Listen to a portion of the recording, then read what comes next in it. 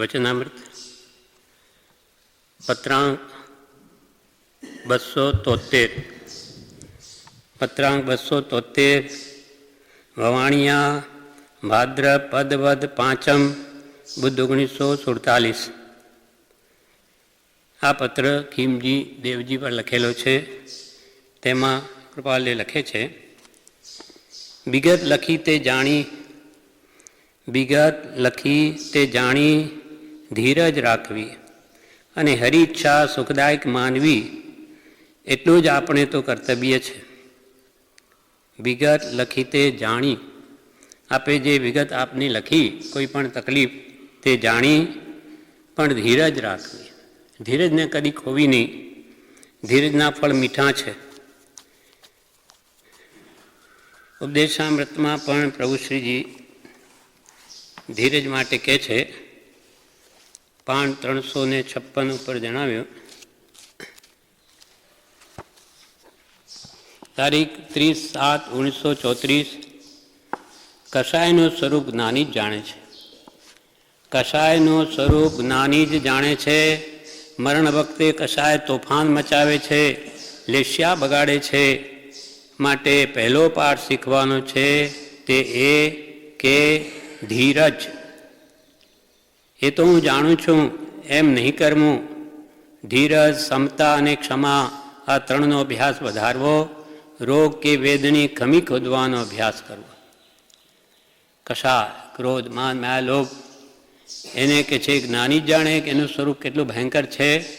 અને મરણ વખતે કષાયો તોફાન મચાવે છે, આપણી લેસ્યા બગાડી નાખે, એટલે મરણ બગડી જાય. માટે પહેલો પાઠ શું શીખવાનો કે ધીરજ.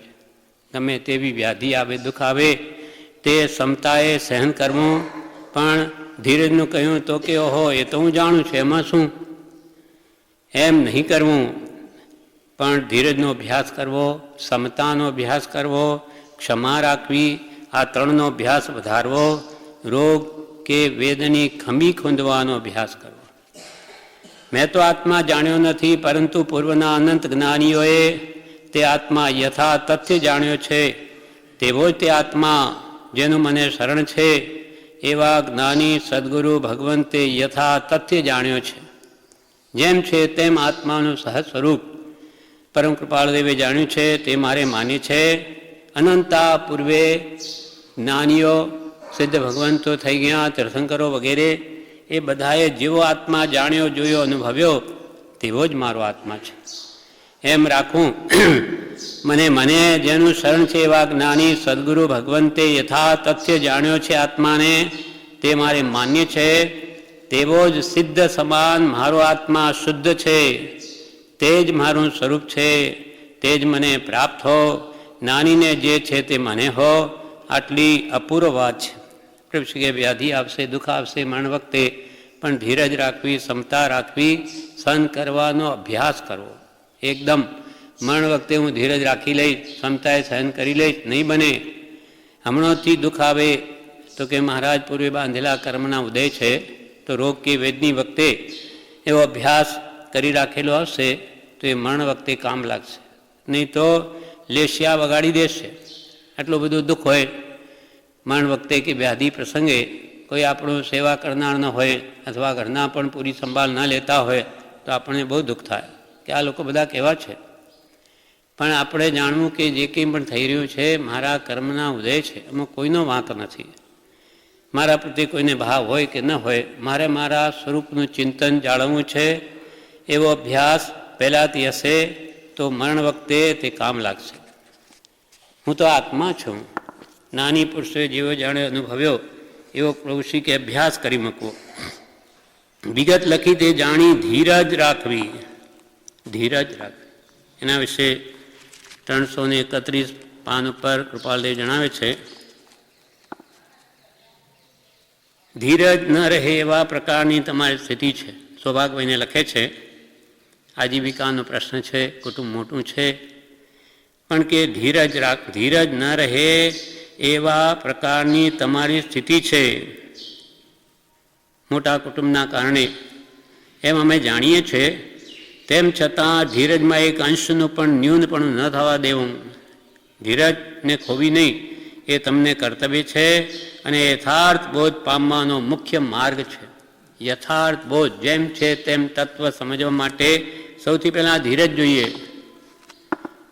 જેમ કે પ્રભુશ્રીને કૃપાલદેવે મંત્ર આપ્યો, ઘણી આરાધના કરી રાત દાડો કંઈ દેખાય નહીં, તો પ્રભુશ્રીની ધીરજ ખૂટી ગઈ કે કેમ કંઈ દેખાતું નથી. ત્યારે કૃપાલ કે શું મુનિ શું જોવાનું છે, આત્મા દેખાય નહીં, આત્મા અનુભવાય. જારી રાખો, ચાલુ રાખો. તો ફળ પાક્યો, રસ ચાક્યો, સમય આવે, બધું થયું. આજનું આજ મારે તો બધું જોઈએ, નહીં થાય. સમય જોઈએ. મારે તો આજનો આજ પૈસાદાર કરોડપતિ થઈ જવું છે, એ લખપતિ નહીં બને. અમુક સમય જોઈએ, ધીમે ધીમે બધું થાય, પણ આજનું આજ કંઈ નહીં થાય. મારે ધમકી તો મારે આજનું આજ જોઈએ, તો પછી નહીં બને. દરેકની યોગ્યતા હોય, યોગ્યતા થઈ તે વસ્તુ પ્રાપ્ત થાય છે. એટલે વિગત લખી તે જાણી ધીરજ રાખવી અને હરિ ઈચ્છા સુખદાયક માનવી. હરિ ઈચ્છા એટલે પ્રારબ્ધને આધીન આપણી જેવી પરિસ્થિતિ હોય તેને સુખદાયક માનવી. 500 મળતા હોય તો બહુ છે, 5000 મળે તો બહુ છે, 5 લાખ મળે તો બહુ છે. કેમ કે કર્મને આધીન એ બધી પ્રાપ્તિ છે કે અપ્રાપ્તિ છે. તેમાં ધીરજ કોઈ બેસવાથી કંઈ મળી જતા નથી. જે થવાનું એમ જ થાય છે. ક્ષમતા ભાવે કર્મને આધીન જેવી પરિસ્થિતિ આપણી હોય તે જોયા કરવી. પુરુષાર્થ કરવો ના નથી, પણ ખેદ કરી કંઈ વળે નથી. ચિંતા તો માત્ર આત્મગુણ રોધક છે. ચિંતા છે ચતુરાઈ ઘટે ઘટે રૂપગુણ જ્ઞાન, ચિંતા બળી અભાગીન ચિંતા ચિતા સમાન. ચિંતા આપણું લોહી બાળી નાખે અને ચિંતાથી કંઈ વળે નહીં. પુરુષાર્થથી થાય છે. એટલે કૃપાલે કે પુરુષાર્થ કરો, જો ઈચ્છો પરમાર્થ તો કરો સત્ય પુરુષાર્થ. આત્માને ઓળખવા માટે એમાં વિશેષ દ્રઢ શ્રદ્ધા થવા 6 પદની પુરુષાર્થ કરો. અધીરજ ન રાખવી કે આટલા વર્ષ કર્યા કંઈ વિષય કસાય ઘટતા નથી, તો એમાં ક્યાં ખામી છે આપણી જોવા, આપણા દોષ જોવા, દોષને ઓળખી દોષને ટાળવા તો બધું જ થાય. જ્ઞાનીઓને થઈ ગયું તો આપણને કેમ ન થાય? જ્ઞાનીઓ પણ આપણા જેવા જ હતા પહેલાં, કે અનાદિકાલથી ભગવાન તીર્થંકર મહાવીર એમના એમ નહોતા. અનંતા જન્મો એમણે પણ કર્યા છે. અંતે તો સિંહના ભાવમાંથી બોધ પામે છે. તો ભગવાન મહાવીર જાનવરમાંથી વીર બની ગયા, તો આપણે તો મનુષ્ય છીએ. એક તત્વજ્ઞાન જેમ કે પાર્શ્વનાથ તે પણ આપણા જેવા જ હતા પહેલાં, પણ પુરુષાર્થ કરીને હાથીના ભાવમાંથી એ જ્ઞાન પામીને આગળ વધ્યા છે. તો એ જાનવરમાંથી એ પશુ યોની તિર્યંચ યોનીમાંથી ભગવાન તીર્થંકરો બની ગયા. તો કે જે તું પુરુષાર્થ કરે તો કેમ ન બની શકે? બધું જ થાય. કરત કરત અભ્યાસ કે જળમતી હોત સુજાન, રસરી આવત જાત તે શિલ્પર પર નિશાન. એવી રીતે સુલજે પશુ ઉપદેશ સુન, પશુઓ પણ ઉપદેશ સાંભળીને બુજી ગયા. સુલજે પશુ ઉપદેશ સુન સુલજે ક્યું ન પુમાન. તું તો પુરુષ છે, તું કેમ નહીં સમજે? પશુ કરતો તો આપણી બુદ્ધિ વિશેષ છે. સુલજે ક્યું ન પુમાન, નાહર સે ભય વીર જિન. નાહર એટલે સિંહ, સિંહમાંથી ભગવાન વીર બની ગયા મહાવીર. ગજ પારસ ભગવાન, હાથીમાંથી પાર્શ્વનાથ, સિંહમાંથી મહાવીર સ્વામી. તો તું કેમ નહીં સમજે? બધું જ સમજે. તો સમજવું હોય તો બધું જ છે, સમજે તો સહજ છે, નહીં તો અનંત ઉપાય પણ નથી. એમ વિગત લખી તે જાણી ધીરજ રાખવી અને હરિચ્છા સુખદાયક માનવી, એટલું જ આપણે તો કર્તવ્ય છે. પ્રારબ્ધને આધીન જે પ્રમાણે ઉદયમાં આવે કર્મ, તેને જ્ઞાતા દ્રષ્ટા તરીકે જોવાની દ્રષ્ટિ કેળવી બહુ મુશ્કેલ વાત છે, પણ એ કર્યા વિના છૂટકો નથી. વૈરાગ ઉપશમ વગર એ બની શકે એમ નથી. વૈરાગ્ય જેમ બને તેમ વધારવો.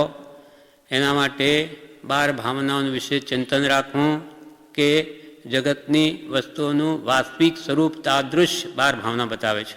અશરણ ભાવના, અનિત્ય ભાવના, એકત્વ ભાવના, અન્યત્વ ભાવના, સંસાર ભાવના, અસુચિ ભાવના. શરીર કેવું અસૂચિમય છે, જેના ઉપર વધારે સૌથી પ્રેમ આપણને છે, એ તો ખાણ મૂત્રને મળની, રોગ જરાને નિવાસનું ધામ, કાયા એવી ગણીને માન તજીને કર સાર્થકામ.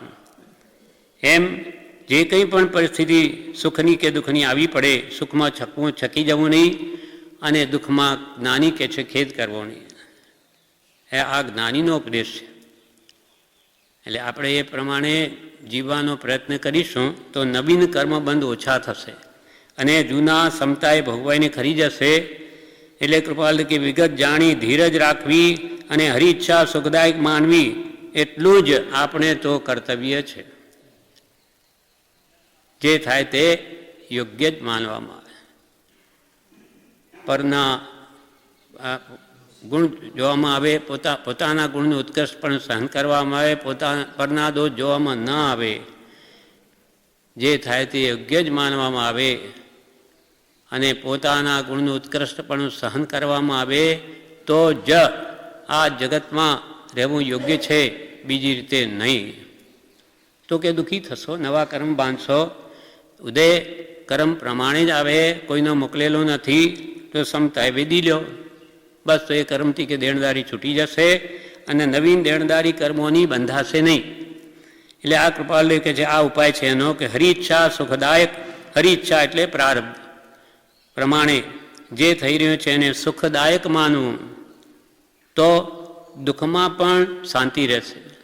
નહીં તો મને આ કેમ આવી ગયું, આ દુઃખ મને જ કેમ, પણ મારા કર્મને આધીન છે આ પરિસ્થિતિ, એમ માની લે તો બસ સુખ થઈ ગયું.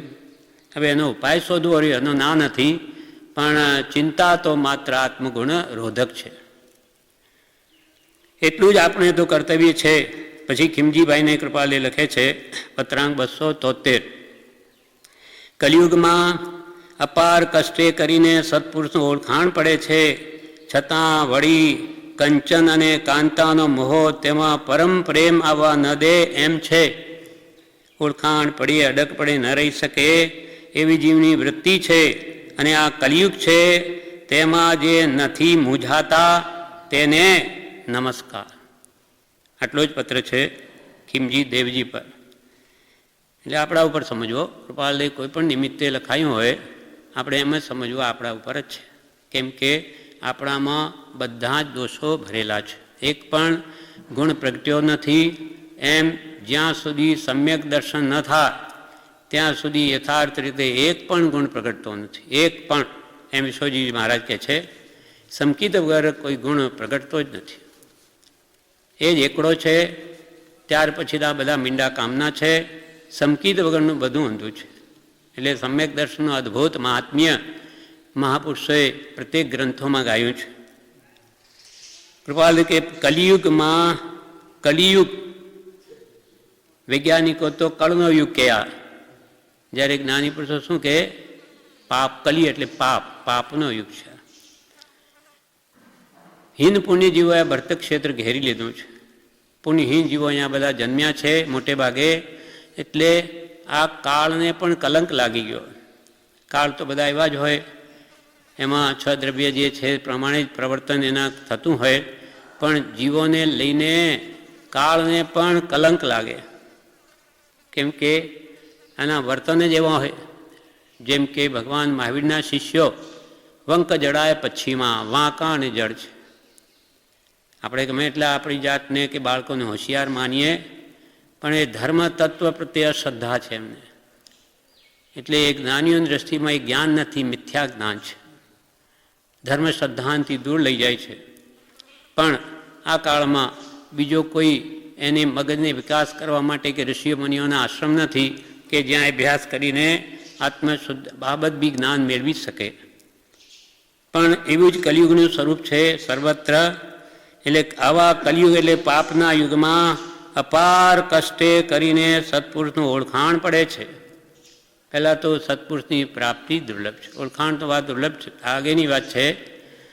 પણ કૃપાલદેવ કહે છે, પ્રભુશ્રીને કહ્યું, એકવાર મોતીભાઈ ભાવસારને પણ કહ્યું ઉત્તરસન્નામાં કે અમારી હાજરીમાં પ્રમાદ કરો છો, પછી 500 ગાઉ શોધવા જશો તો એ જ્ઞાની નહીં મળે.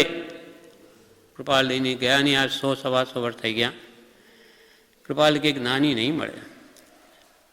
તો આજે તો આપણા કૃપાલના માર્ગમાં કૃપાલને મનાવનારી કેટલા જ્ઞાનીઓ થઈ ગયા, અને કૃપાલ કે જ્ઞાની નહીં મળે તમને. 500 ગાઉ શોધવા જશો તો. આ કલયુગ છે. કંઈ પણ થોડું બોલતા આવડી ગયું કે ગ્રુપ બની ગયો તો પોતે જ્ઞાની થઈ બેસે.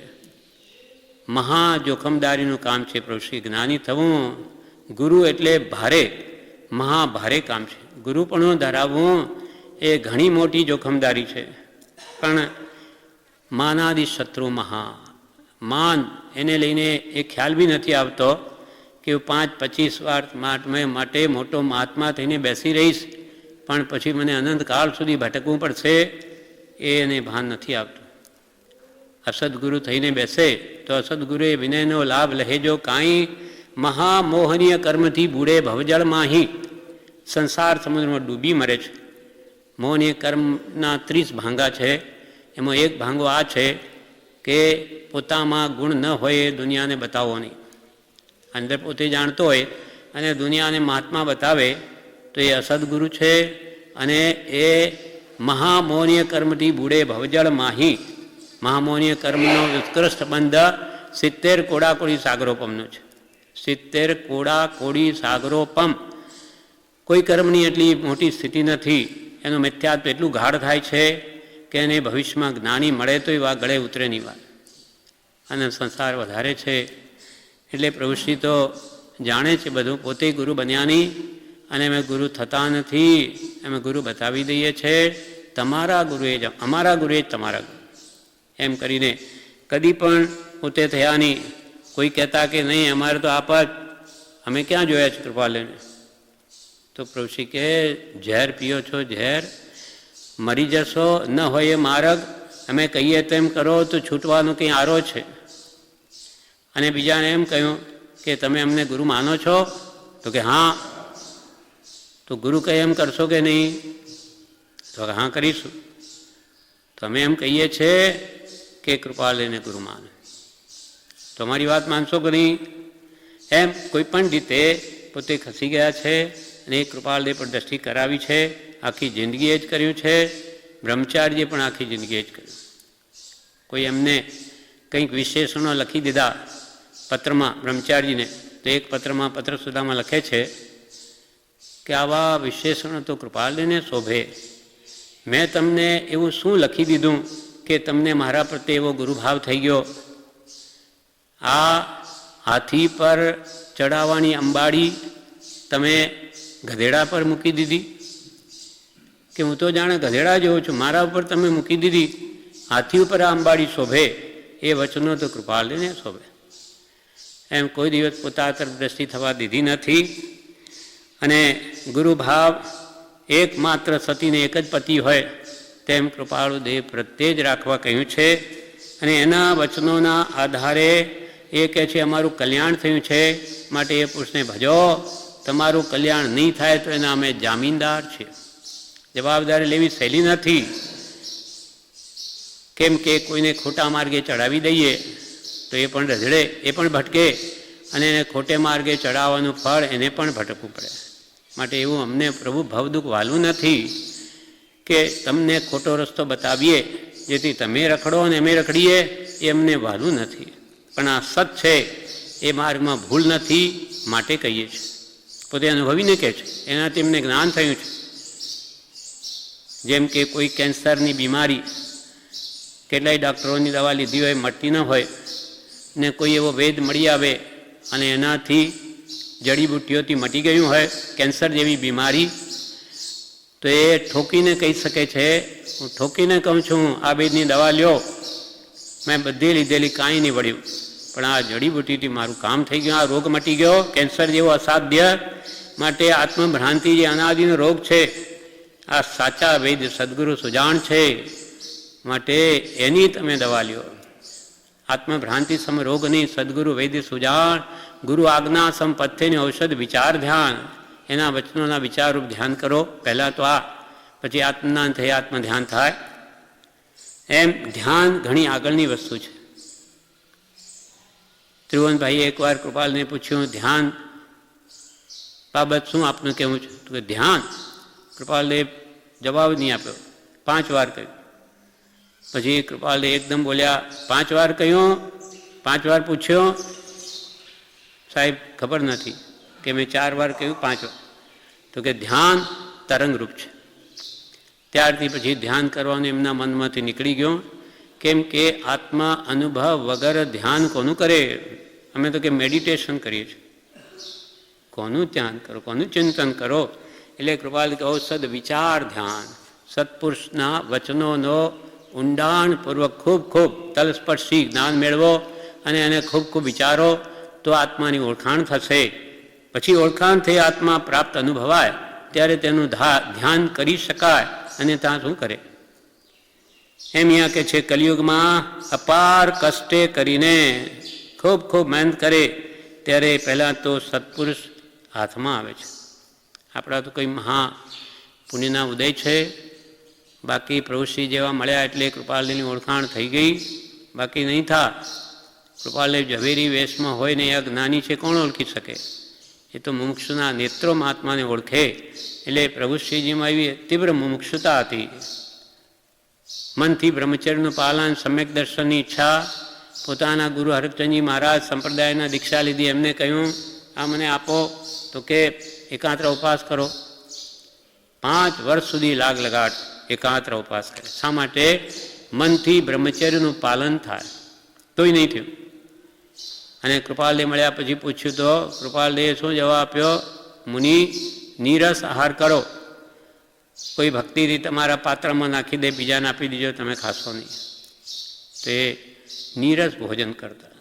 ભોજનમાં કંઈ સ્વાદ આવે તો 1 ગ્લાસ પાણી રેડી દે, બધું ભેગું કરીને ઘોળ કરી નાખે, પછી કેટલું ભાવે. એવી રીતે કરીને ખાતા છતાં પણ મનથી બ્રહ્મચર્યનું પાલન થઈ ગયું.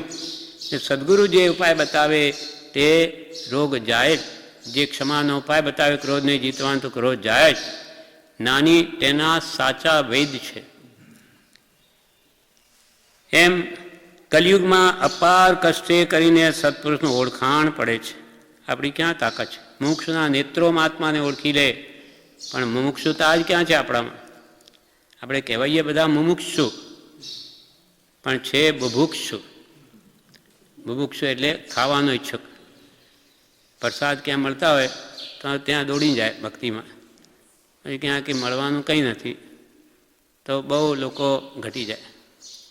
એમ બુભુક્ષુ એટલે ખાવાનો ઈચ્છક. મુમુક્ષુ એટલે મોહથી મૂંઝાય, મોહાશક્તિથી મૂંઝાય તે મુમુક્ષુ. કૃપાલદેવ કેવી વ્યાખ્યા કરી મુમુક્ષુની? મોહ કે આસક્તિ આપણને સંસારમાં છે એનાથી મૂંઝવણ થાય. આપણા મોહના નિમિત્તો કોણ છે? આપણી સ્ત્રી, પુત્ર, ધન, માન, મોટાઈ, એ બધા મોહના કારણો છે. તો એમના આપણને મૂંઝવણ થાય કે ભાઈ સ્ત્રી પુત્રને જોઈએ તો મને તો બહુ મૂંઝવણ થાય છે કે મને આ મોહ થઈ જશે. આપણે તો એવું થતું નથી. આપણે તો એથી વિપરીત થાય, મોહ થઈ જાય, આસક્તિ થાય. તો જ્ઞાની કે તારી યોગ્યતા નથી, જ્ઞાનીને ઓળખવાની તારી યોગ્યતા નથી. આ થર્મામીટર આપણા ઉપર લગાડીએ તો આપણને ખ્યાલ આવી જાય કે આપણામાં મોહ કેટલો બળવાન છે. એમ સત્પુરુષને ઓળખવા માટે મુમુક્ષુતા હોય તો જ ઓળખાય.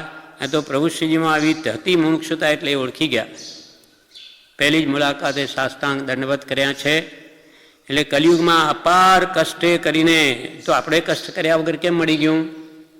પૂર્વે કંઈ એવી જાણે એવી અદ્ભુત કંઈ આરાધના થઈ છે, તેના ફળ સ્વરૂપ આપણને વગર કષ્ટે કે અલ્પ નિમિત્ત માત્રથી આપણને મળી આવ્યું. બાકી આ ભયંકર દુષ્કાળમાં આવા સત્પુરુષની પ્રાપ્તિ પરમ દુર્લભ છે. કેટલા જીવો છે? ભગવાન મહાવીરનો મૂળ માર્ગ જે કૃપાલદેવે પ્રકાશ્યો તે કેટલાને હાથમાં આવ્યો છે.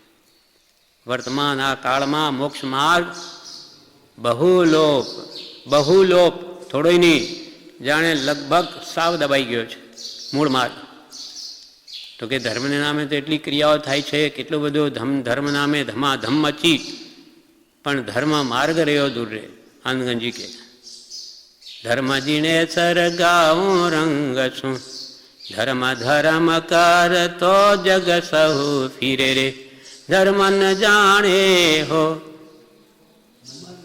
હા, ધર્મ ન જાણે હો મર્મ દિનેસર, ધર્મ દિનેસર ચરણ ગયા પછી કોઈ ન બાંધે હો કર્મ દિનેસર, ધર્મ દિનેસર ગાઉં રંગ શું. આખું જગત ધર્મ કરીએ, મેં ધર્મ કરીએ, પણ ધર્મનું રહસ્ય તો શું છે, ધર્મનું મર્મ શું છે, તે કૃપાળુ દેવે આપણને આત્મસિદ્ધિની એક ગાથામાં જ બતાવી દીધું. છૂટે દેહાધ્યાસ તો નહીં કરતા તું કર્મ, નહીં ભોગતા તું તેહનો, એ જ ધર્મનો મર્મ. આ ધર્મનો મર્મ છે, રહસ્ય છે. આપણને દેહાધ્યાસને જ પોષીએ છે. કંઈ પણ દેહની અગવડ આપણાથી સહન નહીં થાય, અને સાથે આત્માને ઓળખો છે. તમે કે સંભાળ તો રાખો દેહની, અને તમારે આત્મા પ્રાપ્ત કરવો છે, કેમ મને? કૃપાલ કે દેહની જેટલી સંભાળ રાખે તેટલી નહીં, પણ એથી અનંત ગણી ચિંતા આત્માની રાખ, કારણ એ અનંત ભાવ એક ભાવમાં ટાળવા છે. અનંત ભાવ એક ભાવમાં ટાળવા તો કેટલો પુરુષાર્થ જોઈએ. રાત દિન સ્વરૂપ ચિંતન, સહજાત્મ સ્વરૂપ પરમ ગુરુ, આ મારું સ્વરૂપ છે. બધું કર્મને આદિના મળેલું છે, બધું જવાનું, પણ મારું જે સહજ આત્મ સ્વરૂપ છે એનો ત્રિકાળમાં નાશ નથી. એ સત છે. એ સત આજી ભૂલી ગયો છે. એનું નિરંતર ધ્યાન કરવા માટે આપણને કૃપાલ દેવે આ પ્રતિ સમય ઉપયોગમાં લેવો હોય તો આવો મંત્ર આપ્યો છે. હવે જેટલી શ્રદ્ધા હોય તેટલું કામ થાય. અને સ્વરૂપ પ્રાપ્તિ માટે શું શું કરવું જોઈએ બધું બતાવ્યું છે. એમ કલિયુગમાં અપાર કષ્ટે કરીને આપણને તો એ તો અપાર કષ્ટે પડે, પણ આપણને તો થઈ એની અનંત દયા થઈ છે. પણ આગળ આપણા માટે પછી 8મી વાટ છે બીજી. કલિયુગમાં અપાર કષ્ટે કરીને સત્પુરુષનું ઓળખાણ પડે છે. માનો કે આપણને પ્રભુશ્રીની કૃપાથી એમને ઓળખ્યા, આપણને કૃપાલથી મળી ગયા. હવે છતાં વળી કંચન અને કાંતાનો મોહ તેમાં પરમ પ્રેમ આવવા ન દે તેમ છે. એમાં ભક્તિ કેમ નથી પ્રગટતી કૃપાલયના ગુણો પ્રત્યે કે સ્વરૂપ પ્રત્યે? તો કે એમાં કંચન અને કાંતાનો મોહ. એક કનકરુ કામિની દો મોટી તરવાર, ઉઠ્યો થો જીને ભજન કો અને બીચ મેં લિયો માર. આ બે તલવાર એવી છે કે આપણી ગરદન જ નહીં બધું જ કાપી નાખે, આત્માનો ને ગુણોની ઘાત કરી નાખે. છતાં વળી કંચન અને કાંતાનો મોહ જે અનાદિનો છે અને તે તેમાં પરમ પ્રેમ આવવા ન દે એવો છે. એટલે આપણે મોટે ભાગે જોઈએ છે કે બધા કંચન એટલે સોનું, પૈસા એને મેળવવા માટે જ મથે છે. સવારથી સાંજ સુધી આખી જિંદગી આમ જ જાય. પછી ભેગું કરીને શું કરશે એ કોઈને વિચાર જ નથી. બસ ભેગું કર્યા કરો, કોઈ વાર કામ લાગશે. અરે પણ તું મરી જવાનો છે. 107 માળની હવેલી બનાવતા હતા. ત્યાં થઈને એક સાધુ પુરુષ ગયા, જ્ઞાની હતા, એમને હસવું આવ્યું. એટલે શેઠ શું કે કારીગરોને કે એવું કામ મજબૂત કરજે 7 પેઢી સુધી આ મકાનને આંચ ના આવે. 7 પેઢી સુધી. ગુરુને હસવું આવી ગયું. પછી સાંજે એને થયું કે આ ગુરુ હસ્યા કેમ? હું આ બોલ્યો સાંભળીને પછી અપાત્રજીને પૂછ્યો તો કે ભાઈ કંઈ કહેવા જેવું નથી, કંઈ તો તને દુઃખ થશે. ના કે કહો કહો. કયા વગર કેમ ખબર પડે? તો કે શેઠ તમારું આયુષ્ય જ 10 દિવસનું છે. તમે 7 માળની હવેલી બાંધો છો, તમે શું ભોગવાના એને? તમારે તો જવું છે. હે હું 10 દિવસમાં મરી જઈશ, પછી શું આવે? સાથે શું આવે? એક શેઠ હતા, એને એક બીજી કથા છે દ્રષ્ટાંત. એટલે ગુરુ મહારાજ વ્યાખ્યાન આપે એ એકદમ પહેલાં તો આવે નહીં, પૈસો બહુ એટલે કામ બધું બહુ છે, સમય મળે નહીં, એટલે એકદમ છેલ્લે આવે અને બેસીને મોઢું બતાવીને જાણે આવીને આપણે હાજરી આપીને ગયા. એક દિવસે જતાં ગુરુએ કહ્યું કે જરા થોભો. તો કે મહારાજ માફ કરજો, મને ટાઈમ નથી, મારે કેટલી હુંડીઓ આવી છે, ભાવની ઊંચ નીચ બહુ છે, એટલે મારે બધું બહુ જોવું પડે, મને બિલકુલ ટાઈમ નથી. તો કે જરા 5 મિનિટ તો થવો. સાહેબ ટાઈમ જ નથી, શું કરું? પણ મારે બહુ અગત્યની વાત કરવી છે, બહુ તમારા માટે છે. બહુ કહેવાથી થોભ્યા. પછી ગુરુએ કહ્યું કે શેઠ, તમે હવે 10 દિવસના કે 7 દિવસના જ મહેમાન છો. 7 દિવસ મરી જવાના. એટલે એમને તો ચિંતા લાગી ખૂબ. ઘરે જઈને ઝાડા છૂટવા લાગ્યા. આ બધું મારે છોડીને જવું પડશે. પછી બીમાર પડી ગયા, તાવ આવ્યો. એટલે આમાં પેલું હજુ બી મોહ તો એમ જ છે. મનમાં હવે શું છે કે એવી વાત આવે છે કે 56 કરોડે કંઈ ભાંગળ વાગે પહેલાંના જમાનામાં, કે ભાઈ આ શેઠને 56 કરોડ છે. પણ એમને કંઈ 1 કરોડ ખૂટતા હતા. તો કે હજુ અઠવાડિયું તો છે, કરોડ ભેગા થઈ જાય એટલે મારી ભોંગળ વાગે. એટલે 1 કરોડ ભેગા કરવા માટે મારું નામ થાય, જે ખૂબ મહેનત કરે છે. એટલામાં પડી ગયા બીમાર. એટલે પછી ગુરુએ જાણ્યું કે બીમાર પડ્યા છે, એટલે ત્યાં આવી અને શેઠને કહ્યું કે ભાઈ તમે દેવલોકે જવાના એમ લાગે છે મને ઉપર. તો કે એમ કરજો, આ એક સોય સાથે લેતા જાઓ, કેમ કે દેવલોકમાં સોય મળતી નથી ત્યાં. એટલે તમારે કંઈ સીવું હોય તો કામ લાગે. તો શેઠ કે મહારાજ ત્યાં સોય તો હું કેવી રીતે સાથે લઈ જાઉં? તો કે તમારા આ 56 કરોડ લઈ જાઓ, તેમ સાથે આ લઈ જજો, એમાં કંઈ બહુ તમને ભાર નહીં પડે. 56 કરોડ લઈ જાઓ તો આ તો સાથે ક્યાં જોર પડવાનું? ત્યારે એને ભાન આવે છે કે શું આમાંથી કંઈ મારે સાથે નથી આવવાનું? એમ વિચારતા વિચારતા લાગ્યું કે ખરેખર હું મૂર્ખ છું, મૂર્ખ શિરોમણી છું, કે આ શું ભેગું કરીને શું કરીશ? બધું મૂકીને જઈશ અને છોકરાઓ છે તો એનો દુરુપયોગ કરશે કે લડશે એના નિમિત્તે, અને આ હું બહુ મોટી ભૂલ કરું છું. જેમ શંકરાચાર્ય, આદ્ય શંકરાચાર્ય લખ્યું છે મોહ મુદ્ગરમાં, કૃપાલદેવે બીજાને પણ વાંચવા આપતા. અર્થ ધન બાબત. અર્થમ અનર્થમ ભાવૈ નિત્યમ નાસ્તિ તત સુકલેશાત સત્યમ પુત્રાદપી ધન ભાજામ ભીતિ સર્વત્રેસા વિહિતારીતિ. અર્થમ અનર્થમ, અર્થમ અનર્થમ. અર્થ એટલે ધન, એ જ અનર્થનું મૂળ છે. અર્થમ અનર્થમ ભાવૈ નિત્યમ, હંમેશા તો એવી ભાવના ભાવ કે આ અર્થ છે તે જ અનર્થનું મૂળ છે. નાસ્તિ તત સુખ લેશાત, એ ધનથી લેશ માત્ર સુખ નથી, માત્ર જે ઉપાધિ જ ભોગવે છે. આત્મા કંઈ આવતું નથી. વિશેષ મેળવવાની તૃષ્ણામાં જે મળ્યું છે તે પણ સુખ વખતે જાય છે.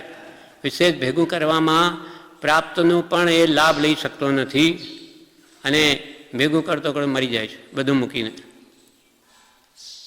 મોટામાં મોટો દાનવીર કોણ? કંજૂસ. તો કે આ તો મોટો દાનવીર છે, બધું જ એમને મૂકીને જાય છે. વ્યંગમાં કહ્યું એમ ગમે એટલું ભેગું કરે સાથે આવવાનું નથી. આમાં કંચન એવું છે, એને તૃષ્ણાને લઈને એને વિચાર જ નથી આવતા. તૃષ્ણા તો આકાશ જેવી અનંત છે, કૃપાલે કે છે. અને જન્મ મરણ કોના છે? જે તૃષ્ણા રાખે છે તેના જન્મ મરણ છે. જેટલી તૃષ્ણા, આશા, ઈચ્છા, લોભ વિશેષ, તેટલા આપણા જન્મ મરણ વધારે. એમ કૃપાલે પત્રમાં લખ્યું, જન્મ મરણ કોના છે?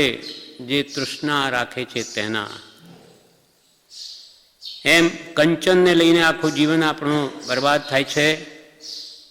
અમુક હદ સુધી આજીવિકા માટે ઠીક છે, કુટુંબને પોતાની સ્થિતિ પ્રમાણે પોષવાનું, પણ માત્ર ભેગું જ કરીને ક્યારે દેહ છૂટી જશે. એટલે કે રોજ સવાર સાંજ પણ આત્મધ્યાન, આત્મવિચારણા, ભક્તિ, સ્વાધ્યાય કરવા જ. એમ નહીં કે 2-5 વર્ષ પછી તો આપણે ધર્મ ધ્યાન જ કરવું છે ને, આટલું કરી લઈએ, મકાન બંધાવી દઈએ, 5-50 લાખ ભેગા કરી દઈએ, છોકરાને લગ્ન કરી દઈએ, પછી તો આપણે ભક્તિ જ કરવી છે. આપણે શું કરવું છે? પણ એ સમય આવશે. કોણે કહ્યું? કોણે જોયું? મરી ગયા તો કાલે રોજનો રોજ હિસાબ જોઈએ. સિલક જેમ દુકાનમાં સાંજે કેમ ગણે ભાઈ ગલ્લામાં કેટલો પૈસા આવ્યા, શું કેમ ચાલે, નફામાં ચાલે દુકાન કે ખોટમાં? તેમ સવાર સાંજ આજે ભક્તિ સ્વાધ્યાય થયો કે નહીં, કાલે જીવીશું કે નહીં કોણે જાણ્યો, આજનો લાવો લીજીએ રે કાલ કોણે દીઠી છે, માથે છે જમનો માર રે કાલ કોણે દીઠી છે.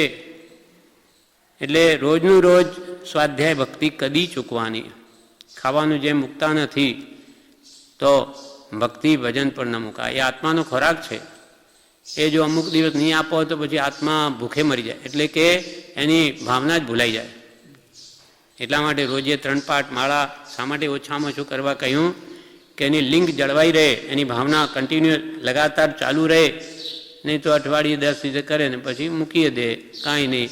આમાં કોઈ પૂછનાર તો છે નહીં કે ભાઈ તમે કેમ નથી ધર્મ આરાધના કરતા. કંઈ વ્યવહારનું કામ હોય તો જવું પડે, લગ્ન હોય તો જવું પડે, કેમ કે બીજા કહે ભાઈ તમે કેમ નહીં આવ્યા, પણ અહીંયા તો કોઈ પૂછનારી નથી. એટલે ધીમે ધીમે ભક્તિ ભજન બધા ઊંચે મુકાઈ જાય. એટલે કે આટલું તો ઓછામાં ઓછો કરજો જ, સમકિતનો ચાંદલો થશે. પ્રભુશ્રી કહે 3 પાઠ આ માળા સહજાત્મ સ્વરૂપ પરમ ગુરુએ જેવી તેવી વાત નથી. પ્રભુ અદ્ભુત રહસ્યમાં ભરેલું છે. 20 લાખ વાર બોલાય તો એ પ્રભુશ્રી કે ઓછું છે. આપણને એનું મહાત્મ્ય નથી લાગતું, પણ એટલું અદ્ભુત ભાવ ભર્યો છે દોષો કાઢવા માટેનો. એ સદગુરુ ભક્તિનું રહસ્ય છે. અને એમ નિયમત અનંત વાર કર્યા છતાં કંઈ હાથમાં ન આવ્યું તો કે કોઈ સાચા જ્ઞાનીને આજ્ઞા કરજો, બિન સદગુરુ કોઈને ભેર લે. મુખ આગળ કહ બાત કહે. અને ક્ષમાપનાનો પાઠથી પૂર્વે કરેલા પાપનો પશ્ચાતાપ કરો અને નવીન પાપ કરતાં અટકો અને નિરંતર સ્વરૂપ ચિંતવન કરો. સહજાત્મ સ્વરૂપ પરમ દોષો કાઢીને પ્રાપ્તિ આ કરવાની છે. અને સપ્ત વ્યસન 7 નરકના દ્વાર છે, એમાં આપણો આત્મા નરકમાં નહીં જાય એના માટે જ્ઞાનીઓ એનો ત્યાગ કરાવ્યો છે. આપણા આત્માની ભલાઈ જ્ઞાની છે, આપણું ભલું આપણને નથી ખબર પડતી. એમ ટૂંકું સાધન છે, પણ ધર્મમાં એને સ્થિર રાખવામાં મહાન બળ આપે અને સ્વરૂપ પ્રાપ્તિ પણ કરાવી લે. એક એના આધારે ચાલે તો તેમાં વળી એટલે કલિયુગમાં અપાર કષ્ટે કરીને સત્પુરુષનું ઓળખાણ પડે છે. છતાં વળી કંચન અને કાંતાનો મોહ, એક તો કંચન ને બીજી કાંતા. કાંતા એટલે સ્ત્રી, સ્ત્રીનો મોહ. આ પુરુષ વેદ કે સ્ત્રી વેદ એ અનાદિકાલથી પાછળ પડેલા છે. એકેન્દ્રિય આપણને આ વેદ નો ભાવ નિર્મૂળ કરવામાં કેમ જોર પડે છે તો કે અનાદિકાલથી બીજી ઇન્દ્રિયો છૂટી છે. આંખ નહીં મળી, નાક ન મળ્યું, કાન ન મળ્યા, મોઢું ન મળ્યું, પણ શરીર તો કોઈ પણ ઇન્દ્રિય કોઈ પણ ભામાં મળ્યું જ છે. સ્પર્શ ઇન્દ્રિય વગરનો તો કોઈ કાળે જીવ રહ્યો જ નથી. એટલે એને સ્પર્શ ઇન્દ્રિયનો રાગ વિશેષ છે, મોહ છે. આસાન નથી, પણ મટી નહીં જાય એવું બી નથી. સત્સંગ છે તે કામ બાળવાનો ભણવાન ઉપાય છે. સર્વ ચારિત્ર વસીભૂત કરવાને માટે, સર્વ પ્રમાદ ટાળવાને માટે, આત્મામાં અખંડ વૃત્તિ રહેવાને માટે, મોક્ષ સંબંધી સર્વ સાધના જયને અર્થે બ્રહ્મચર્ય અદ્ભુત અનુપમ સહાયકારી છે અથવા મૂળભૂત છે. બધું જ નહીં થતું હોય તો કોઈ તીર્થંકર કે જ્ઞાની ન થાય. પુરુષાર્થ જોઈએ, જે ધારે તે થઈ શકે, પણ પોતાનો નિર્ણય મુખ્ય અંતરાય હોય તો તે જીવનો અનિશ્ચય છે. મારે કરવું જ છે તો બધું શક્ય છે, એના ઉપાય શોધે. એને કંચન અને કાંતાનો મોહ. કાંતા પ્રત્યે એક મહાપુરુષે એમ લખ્યું છે, કાંતા એટલે સ્ત્રી, નારી. નારી બની કાહે કે વિચાર કછું કરે નાહી, રીજી રીજી મોહી રહે ચામ કે બદન મેં, રીજી રીજી મોહી રહે ચામ કે બદન મેં. નારી બની કાહે કી. આપણા શરીરમાં જે સપ્ત દુર્ગંધમય ધાતુઓ છે એ સ્ત્રીમાં છે. સ્ત્રી માટે પુરુષ, પુરુષ માટે સ્ત્રી. આકર્ષણ એકબીજા પ્રત્યે હોય છે. પણ નારી બની કાહે કી એ ચામડા અડકા જ છે. વિચાર કછું કરે નાહી, પણ રીજી રીજી મોહી રહે ચામ કે બદન મેં. ચામડાના મોઢામાં એને રાજી રાજી થઈ જાય. આ બધું શું છે? અસૂચિ ભાવના વિચારે તો એને ખબર પડે કે હું સામા મોહ કરું છું. માત્ર એક પાંખ, માખીની પાંખ જેવી ચામડી આપણા શરીર ઉપર છે, એથી રાગ થાય. ચામડી ઉખેડી નાખ્યું તો લોહી ઝરતું ભયંકર કોઈ સામું નહીં જોઈ શકે. એવું જે ખાણ મૂત્રને મળની કે રોગને જરાને નિવાસનું ધામ જે શરીર છે એના પ્રત્યે આપણને કેટલો રાગ છે, કેટલો મોહ છે. સર્વથી વિશેષ આ કેટલું અજ્ઞાન પ્રવર્તી રહ્યું છે એને ભાનમાં નથી આવતું. એનું કારણ દર્શન મોહ છે, મિથ્યાત્વ ગાઢ છે. એ જેમ છે તેમ માનવા દેતું જ નથી. ઘણી વાર કે શરીર ખોટું છે પણ એને મોહ જતો જ નથી. કેમ નથી જતો? મિથ્યાત્વ છે. એનો ઉપાય શું?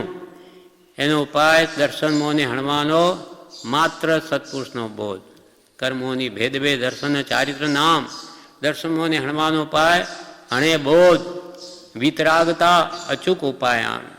મિથ્યા માન્યતાઓને દૂર કરવાનો ઉપાય માત્ર જ્ઞાની પુરુષનો બોધ છે. જ્ઞાની આપેલી સમજ છે એ સમજને જેમ જેમ વાંચે વિચારે તો એ માન્યતાઓ જરૂર તૂટતી જાય. એનો આશ્રય જ નહીં લે, રોજે એ સંબંધી વિચાર જ ન કરે તો એ કેમ ટળે? ઉપાય બધા બતાવેલા છે. એથી મોહ મંદ થાય છે કાંતાનો, અને કાંતા પ્રત્યે જેમ જેમ મોહ ઘટતો જાય પછી કાંચનની શું કરવું છે? હરવા ફરવાની ઈચ્છાઓ જ ઘટી જાય તો પૈસાને કરવા છે શું? જો સ્ત્રી અભિલાષા ટળી ગઈ તો ધન ઈચ્છા કેમ થાય રે? કામ ભોગાર્થે જન ધન ચહે પછી શવ શોભા ગણાય રે. શ્રી રાજચંદ્ર ગુરુવર પદે પ્રજ્ઞાબોધમાં કહે છે કે જો સ્ત્રીની અભિલાષા ટળી ગઈ અંતરમાંથી તો ધન ઈચ્છા કેમ થાય? તો પૈસાને શું કરવું છે? કામ ભોગાર્થે જન ધન ચહે. જન છે ધનને શા માટે છે? કામ ભોગને અર્થે. એ નથી જેને જોઈતા. પછી જો પૈસા કમાવ કરે તો કે સબ શોભા ગણાય. સબ એટલે મળદું. મળદાને શણગારવું હોય તો કેટલા સમય માટે?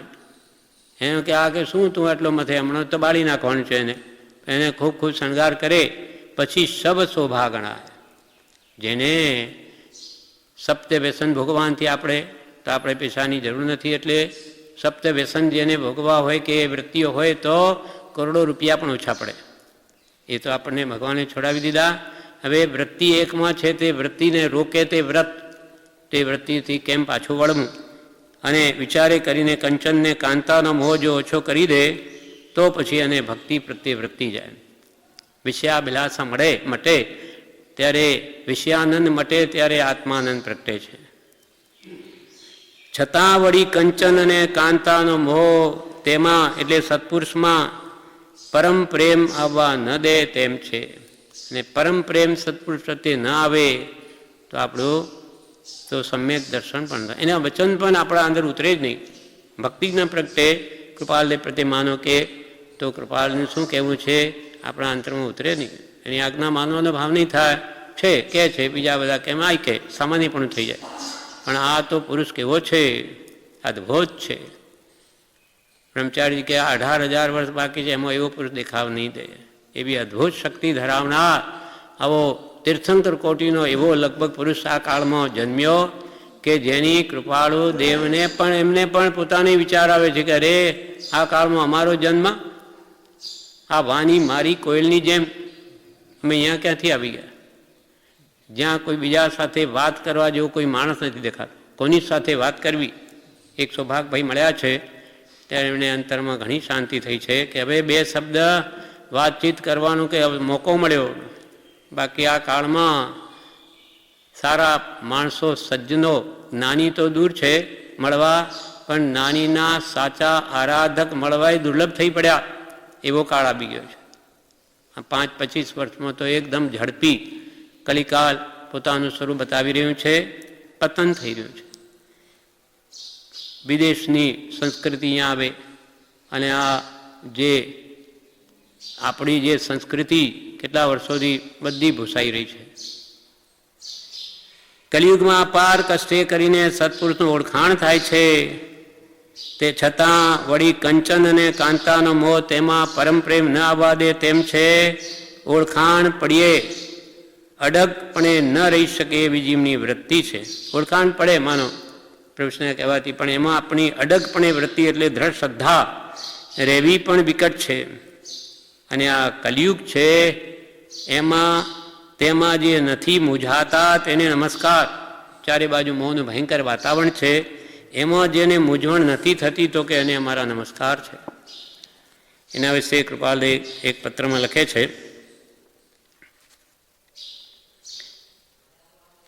686 પાના પર કહ્યું,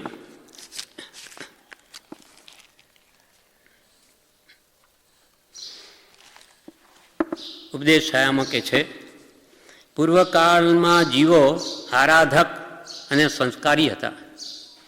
પૂર્વકાળમાં જીવો આરાધક અને સંસ્કારી હતા. તથારૂપ સત્સંગનો જોગ હતો. તેમ સત્સંગનું મહાત્મ્ય વિસર્જન થયેલું નહોતું, અનુક્રમે ચાલ્યું આવતું હતું. તેથી તે કાળમાં તે સંસ્કારી જીવોને સત્પુરુષનું ઓળખાણ થતું. પૂર્વકાળમાં આરાધક જીવો હતા, સંસ્કારી હતા, એમને સત્સંગનો જોગ પણ હતો. સત્સંગનું મહાત્મ્ય એમના હૃદયમાંથી નીકળી ગયેલું નહીં અને અનુક્રમે ચાલ્યું આવતું હતું. તેથી એક જમાનામાં સંસ્કારી જીવોને સત્પુરુષનું ઓળખાણ થતું.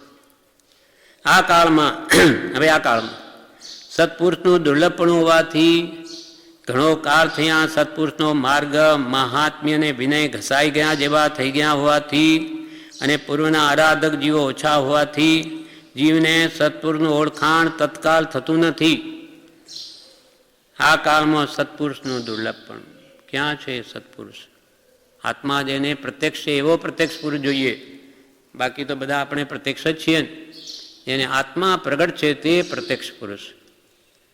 આ કાળમાં સત્પુરુષનું દુર્લભપણું હોવાથી ઘણો કાળ થયા સત્પુરુષનો માર્ગ, સત્પુરુષનો માર્ગ, મૂળ માર્ગ, સમ્યક દર્શન જ્ઞાન ચારિત્રાણી મોક્ષ માર્ગ, જે મૂળ માર્ગમાં બતાવ્યો તે માર્ગ.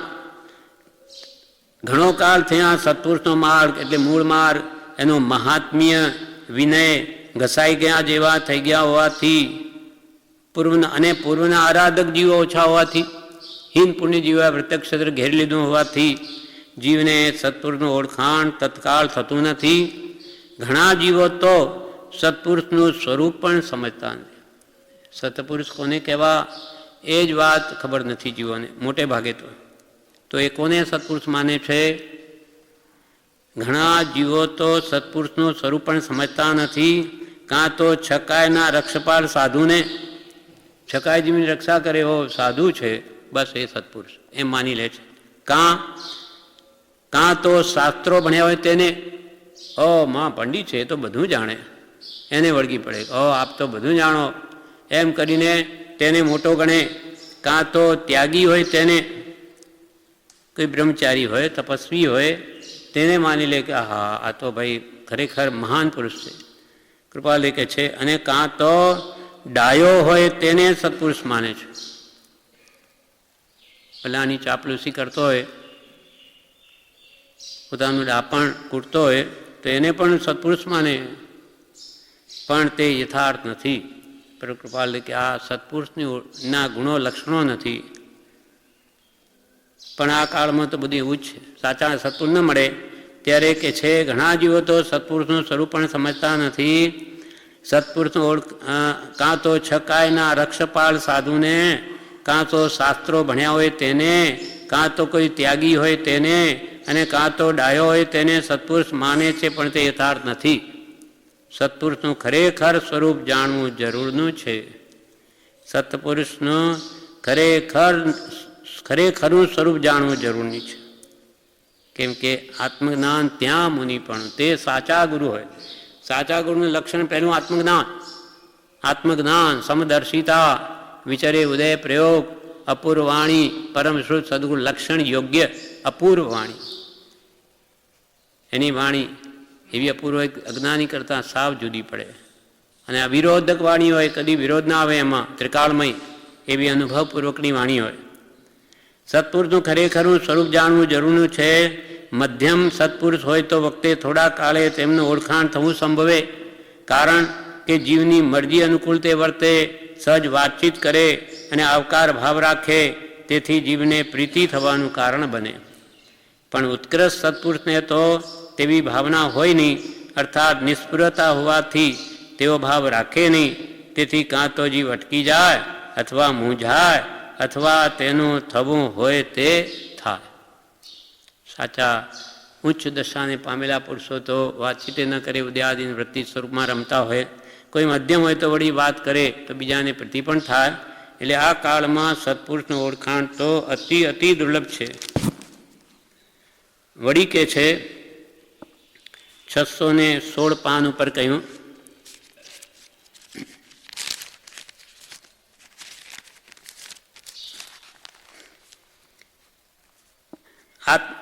પત્રાંક 817 આત્મદશાને પામી નિર્દ્વંદપણે યથા પ્રારબ્ધ વિચરે છે એવા મહાત્માનો યોગ જીવને દુર્લભ છે. આત્મદશાને પામી એટલે કે રાગ દ્વેષ રહિત વિતરાગપણે વિચરવાવાળા નિર્દ્વંદ, દ્વંદ, રાગ દ્વેષ આ બધા દ્વંદ કહેવાય. આત્મદશાને પામી જેને કોઈ પ્રતિબંધ નથી કોઈ જાતનો અને યથા પ્રારબ્ધ જે વિચરે છે એવા મહાત્માનો યોગ જીવને દુર્લભ છે. તેવો યોગ બનીએ જીવને તે પુરુષની ઓળખાણ પડતી નથી. પહેલાં તો આવા મહાત્માનો યોગ જ પ્રાપ્ત થવો દુર્લભ છે અને યોગ બની આવે તો તેની ઓળખાણ પડતી નથી. અને તથારૂપ ઓળખાણ પડ્યા વિના, સત્પુરુષની ઓળખાણ પડ્યા વિના તે મહાત્મા પ્રત્યે દ્રઢ આશ્રય થતો નથી. જેમ કે આપણને કૃપાલદેવ પ્રભુશ્રીજીએ કૃપાલદેવને બતાવ્યા, પણ એ આપણને કહેતી હા જ્ઞાની છે પણ અંદરથી સાચી શ્રદ્ધા થઈ નથી. જેમ પ્રભુશ્રી કે શ્રદ્ધા પરમ દુલ્હા, તો જ્યાં સુધી અંતરથી શ્રદ્ધા નહીં થાય તો તે મહાત્મા પ્રત્યે દ્રઢ આશ્રય થતો નથી, એનું શરણ લેવાતું નથી. અને જ્યાં સુધી આશ્રય દ્રઢ ન થાય ત્યાં સુધી ઉપદેશ પરિણામ પામતો નથી. જ્યાં સુધી એના પ્રત્યે શ્રદ્ધા ના આવે, એના પ્રત્યે દ્રઢ આશ્રય લેવાય નહીં, એનું શરણ એટલે કે એ કેમ એની આજ્ઞા આરાધાય નહીં. અને આજ્ઞા આરાધ્યા વિના એનો ત્યાં સુધી દ્રઢ આશ્રય એનું શરણ લીધા વિના એનો ઉપદેશ પરિણામ પામતો નથી. ઉપદેશ આપણા અંદર ઉતરતો નથી કેમ કે શ્રદ્ધા અંતરતી નથી. અને ઉપદેશ પરિણમ્યા વિના સમ્યક દર્શનનો યોગ બનતો નથી. એના વચનો શ્રદ્ધાપૂર્વક હાડોહાડ આપણા હૃદયમાં ઉતરે નહીં તો સમ્યક દર્શનનો યોગ બનતો નથી. અને સમ્યક દર્શનની પ્રાપ્તિ વિના જન્માદિ દુઃખની આત્યંતિક નિવૃત્તિ બનવાયું નથી. સંકિત ના આવે, શ્રદ્ધા નહીં થાય, આત્મા અનુભવ નહીં થાય તો જન્મ જરા ને મૃત્યુ મુખ્ય દુઃખના હેતુ છે. કારણ તેના બે છે, રાગ દ્વેષ અને હેતુ. એ જન્માદિ દુઃખની આત્યંતિક નિવૃત્તિ, આત્યંતિક એટલે સંપૂર્ણપણે નિવૃત્તિ થતી નથી, એટલે કે જન્મ મરણ જતા નથી. તેવા મહાત્મા પુરુષોનો યોગ તો દુર્લભ છે. આ વર્તમાન કાળમાં તો એવા મહાત્માનો યોગ તો દુર્લભ છે, એમાં સંશય નથી. એમાં સંશય નથી. કૃપાલ કે 500 ગાઉની વાત કરી, મહાત્મા નહીં મળે. કૃપાલ અહીંયા કે એમાં શંકાને કોઈ સ્થાન નથી. આ કાળમાં મહાત્માનો યોગ તો દુર્લભ છે, તેમાં સંશય નથી, એમાં કોઈ શંકા નથી. પણ આત્માર્થી જીવોનો યોગ બનવો પણ કઠણ છે. જ્ઞાનીની વાત એક બાજુ રાખો, જ્ઞાનીના ખરા શિષ્ય આત્માર્થી મુમુક્ષુ એનો પણ યોગ થવો આ કાળમાં દુર્લભ છે. તો જ્ઞાની ક્યાંથી મળે આપણને? આવો કાળ આવી ગયો છે. તેવા મહાત્મા પુરુષોનો યોગ તો દુર્લભ છે, તેમાં સંશય નથી. પણ આત્માર્થી જીવોનો યોગ બનવો પણ કઠણ છે. તો પણ ક્વચિત તે યોગ વર્તમાનમાં બનવા યોગ છે. કોનો? આત્માર્થી જીવોનો. જેમ કે અહીંયા બધા ભેગા ચારે બાજુથી હિન્દુસ્તાન આવીને આપણે આવીએ છીએ તો આટલું હર્યું ભર્યું લાગે, બધા એક ઠેકાણે ભેગા થયા માટે. બાકી દરેક ગામમાં આટલા ભેગા કરવા મુશ્કેલ થઈ પડે. એમ તો પણ ક્વચિત તે યોગ વર્તમાનમાં બનવા યોગી છે. સત્સમાગમ અને સત્શાસ્ત્રનો પરિચય કર્તવ્ય છે. ઓમ સત્સમાગમ કરવો અને સત્શાસ્ત્રનો પરિચય કરવા યોગ્ય છે. તો જ એ વાસ્તવિક તત્વ આપણને ધ્યાનમાં આવે અને એનું શ્રદ્ધાન દ્રઢ થતું જાય. વળી કૃપાલદેવ 5:357 ઉપર જણાવે છે,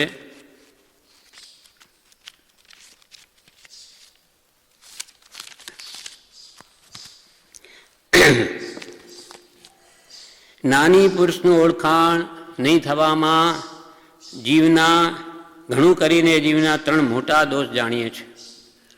નાની પુરુષ કેમ આપણે ઓળખાતા નથી? તેના 3 મોટા દોષ છે.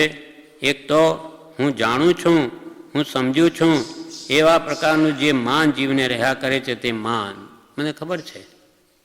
જેમ દેવકણજી શાસ્ત્રા 82 હતા, પ્રભુશ્રી કહેતા કે કૃપાલ કેવા અદ્ભુત મહાન એના દેવકણજી કે એમાં શું, એ શું વિશેષ કહેવાના છે?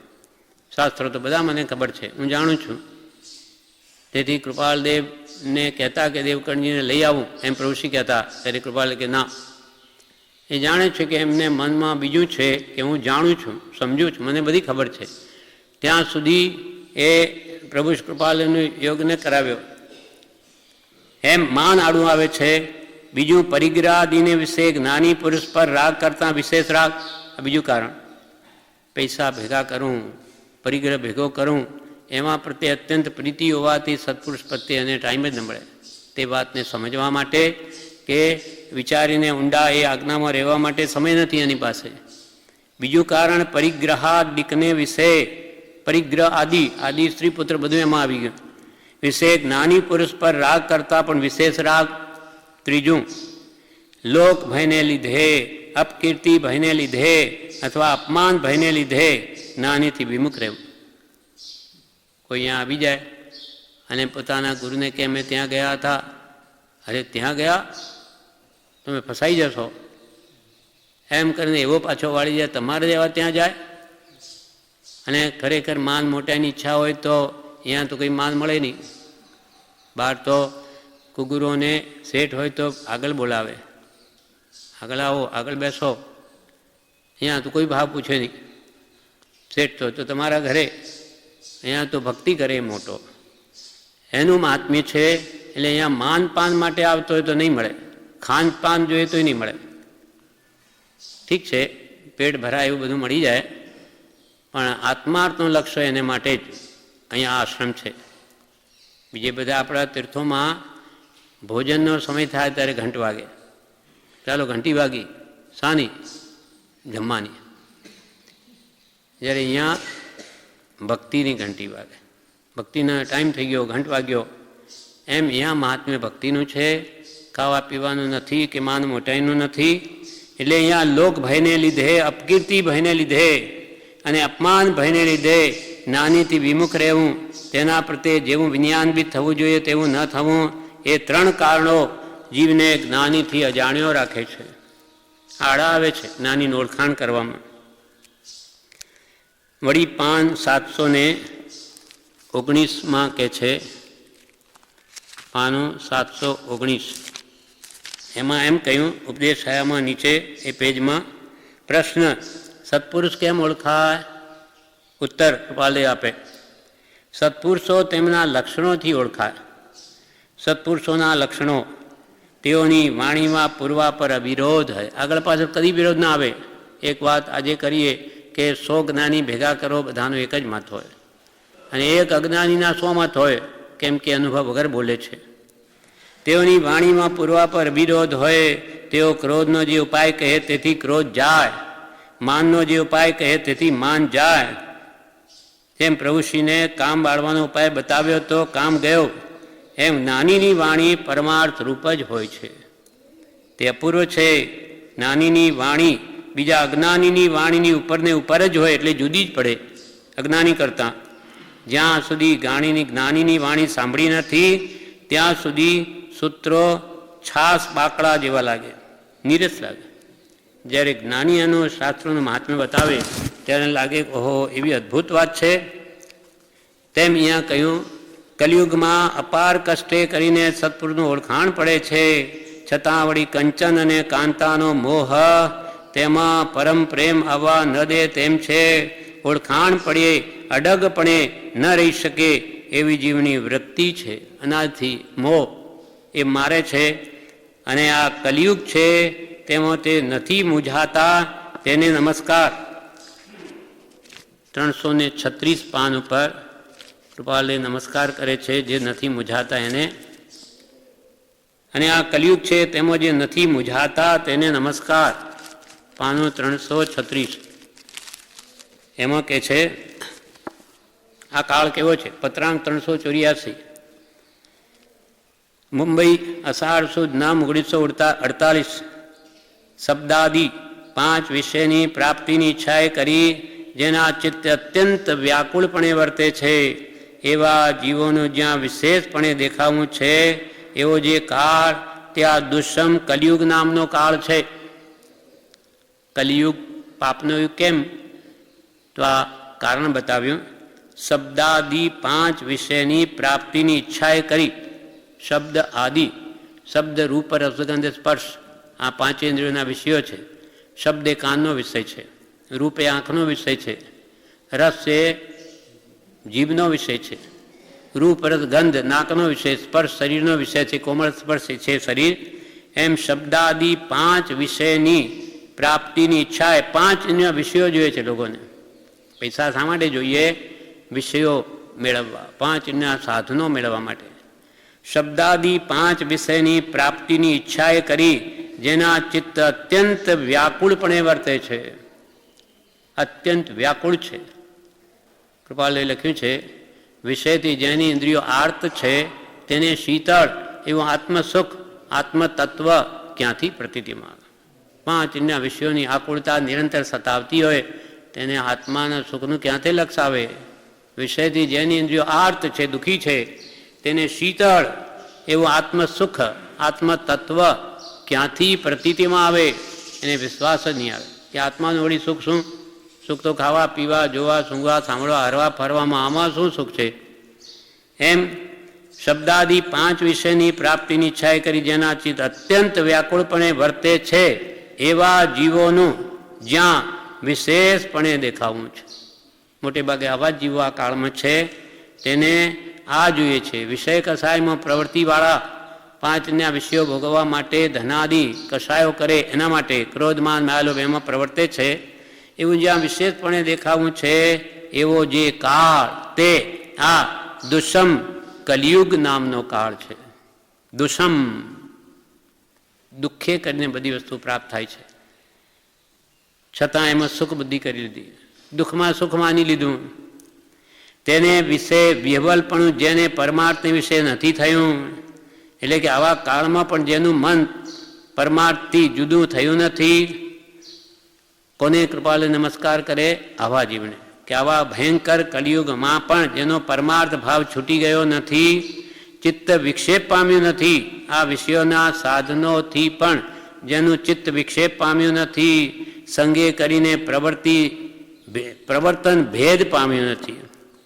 એટલે પ્રવૃત્તિમાં કોઈ ભેદ થયો નથી.